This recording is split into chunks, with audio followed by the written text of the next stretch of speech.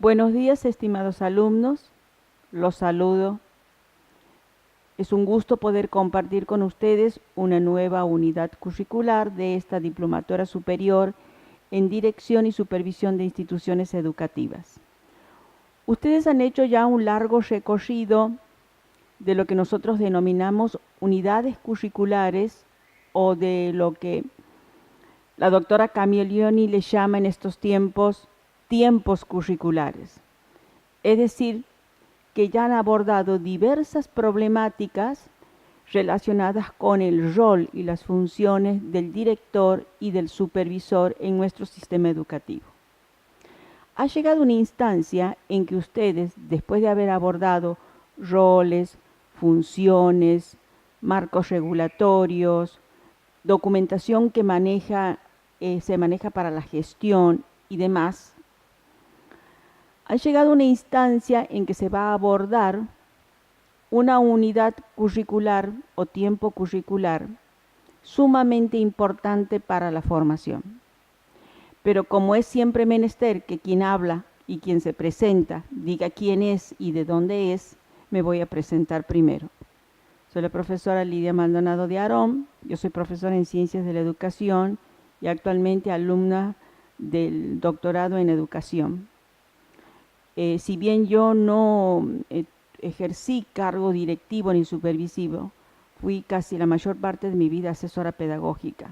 O sea, integré el equipo directivo de una institución muy importante, asesorando al equipo directivo y asesorando al director, de modo que conozco la función del director y conozco, no por haberla ejercido, sino por formación teórica, conozco la función supervisiva. Bueno, nosotros vamos a desarrollar este tiempo curricular que se llama los dispositivos de mejora de la práctica profesionalizante. Es un nombre muy particular, un nombre muy raro, un poco largo, y habría que desmenuzar el sentido que tiene esta unidad curricular para ustedes. ¿Cuál es el aporte de esta unidad para la formación del actual o futuro director, del actual o futuro supervisor? Si nosotros miramos el rol que cumple hoy el docente, es un rol múltiple, multidimensional, en una escuela que se ha vuelto compleja y en un sistema educativo que también es altamente complejo, inserto en una sociedad que también comparte la complejidad. Comparte el orden y comparte el desorden simultáneamente. Entonces, hoy el docente tiene que abordar situaciones, así como el director y el supervisor en su rol específico, abordar situaciones, resolverlas, buscar cursos de acción y las viejas estrategias, las viejas acciones que realizaba en la escuela hace 20 o 30 años, se da cuenta que no le sirven, que no son útiles, que no son pertinentes, que no son adecuadas para estos tiempos. Naturalmente que eso dicen los docentes. Yo quiero hacer, pero a veces no encuentro cómo hacer, o lo que hago no me da el resultado esperado. O yo pensaba que había este problema en mi institución y había sido otro el problema. No lo entendía así, no sé cómo hacer. Entonces muchas veces se buscan ayudas externas, consultores externos, asesores externos, que ayuden a resolver. Pero no siempre se los encuentran, no siempre la institución tiene a mano una persona, un personal idóneo, capacitado, que pueda ayudar a la tarea del director y del supervisor. Entonces, dentro del perfil actual del docente y sobre todo el director y supervisor, una de las funciones que tiene el docente es investigar su propia práctica, ser un conocedor de su propia práctica, analizar, reflexionar y buscar de poder entender, objetivando y con distanciamiento, su propia práctica y poder entender también la práctica de los otros, alejándose de los presupuestos, alejándose de los prejuicios y alejándose de las posturas, de las críticas por la crítica misma que no aporta a la situación. Entonces, hoy el docente, aparte de enseñar, tiene que disponer de estrategias, tiene que conocer de estrategias para poder resolver cuestiones de la práctica que son situadas, cuestiones de la práctica que son propias de una institución, que a eso se le suma la complejidad, se le suma la diversidad y se le suma que es un problema local, no es un problema que se puede para resolver buscar en un libro a modo de receta. Ya dicen algunos autores, hay muchos problemas en la escuela que no están en los libros. Entonces, el docente es el que tiene que tratar de resolver al interior, el director a través de su gestión, el supervisor a través de su gestión.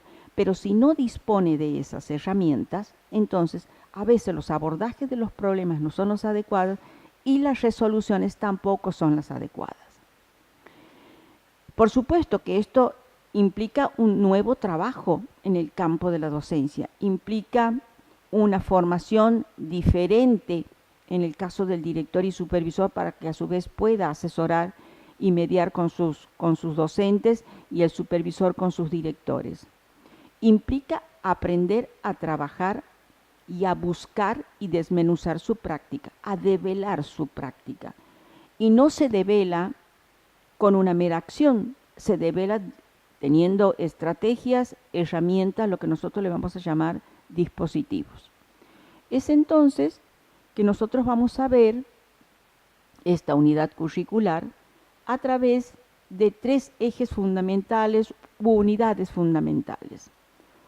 Uno es una caracterización del docente investigador. Esto suena raro para nosotros, porque nosotros fuimos preparados, hace varias generaciones, fuimos preparados para enseñar.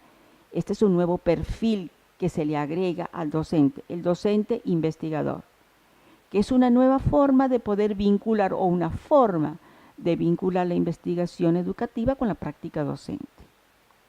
Para ello necesita conocer de dispositivos. Nosotros le vamos a dar el nombre a esas herramientas, a esos instrumentos, a esos medios que tiene que utilizar el docente para analizar y reflexionar su propia práctica, le vamos a llamar dispositivo. Así le llama una especialista en psicología social de la Argentina, que se llama Marta Souto. El dispositivo es algo que se prepara para producir una disposición en el otro. Se busca siempre un resultado, se busca una disposición en el otro, una actitud en el otro. Entonces, fundamentalmente vamos a ver nos vamos a centrar en 2 dispositivos, además de ver otros dispositivos. Uno va a ser la observación, con sus múltiples variantes, y otro va a ser la narrativa, también con sus variantes. Además, vamos a ver otros dispositivos que también deben ser conocidos y usados por el director y el supervisor en su tarea dentro de las instituciones educativas. Y también vamos a ver los procesos de intervención en la práctica, porque si nos situamos en el primer eje, en el eje del docente investigador, uno se pregunta, ¿investigar para qué? Bueno, para conocer la práctica, para reflexionar sobre ella. Pero ¿cuál es el sentido último? Y el sentido último está dado por la mejora de la práctica.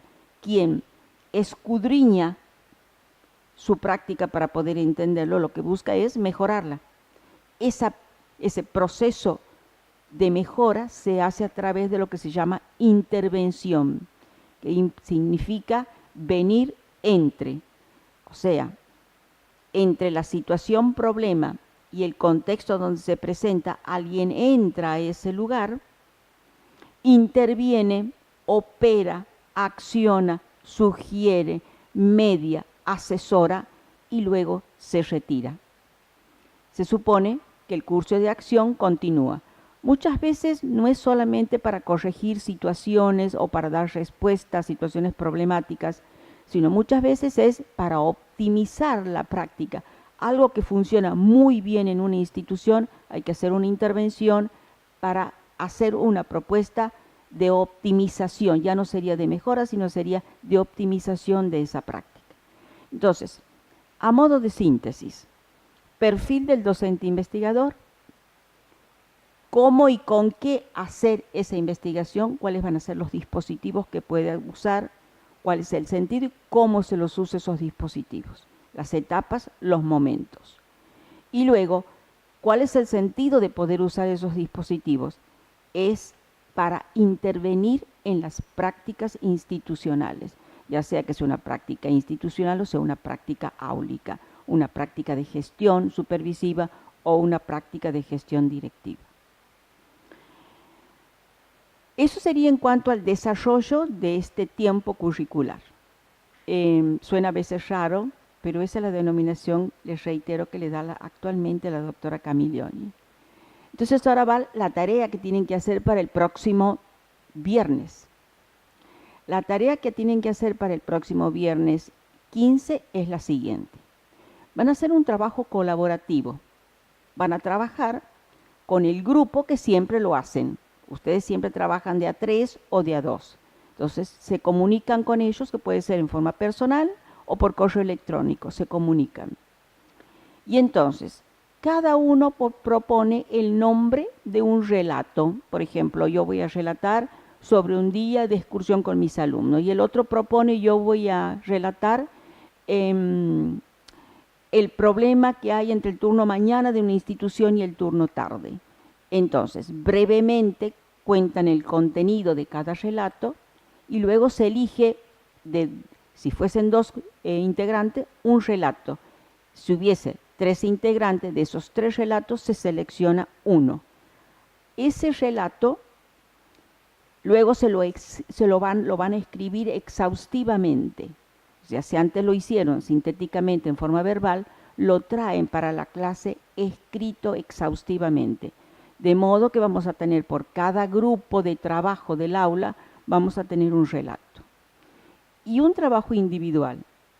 Observar en la institución donde ustedes trabajan, ya sea en la dimensión administrativa, en la dimensión organizativa, en lo sociocomunitario, en la dimensión pedagógica didáctica o en la dimensión simbólica, o sea, la cultura institucional, observar un tramo, observar, por ejemplo, un recreo, una reunión de personal, un momento de una clase, un momento de una visita de un padre a la institución, una entrevista que tengan con la directora por alguna cuestión, la visita de un tramo de una escena de la institución escolar referida a la práctica institucional o la práctica áurea, la registran y traen para el día del trabajo, o sea, para el día de la clase presencial, el día 15. Una aclaración, en relación al relato, lo que cada integrante del grupo va a aportar y luego viene la selección del trabajo, uno por grupo, un relato por grupo. Uno no propone cualquier relato, uno propone un relato que por alguna circunstancia o alguna situación quiere relatar. También entonces tengan presente cuál ha sido la motivación en el momento de la elección del relato, por qué ustedes han propuesto ese relato y por qué se elige un relato. Bueno, con todo ese material vamos a trabajar en la clase presencial el día viernes 15 y el sábado 16. Ojalá que tengamos una jornada de trabajo fructífera. Me despido y los espero en la jornada presencial viernes y sábado para que hagamos un trabajo rico y provechoso para todos ustedes. Buenos días.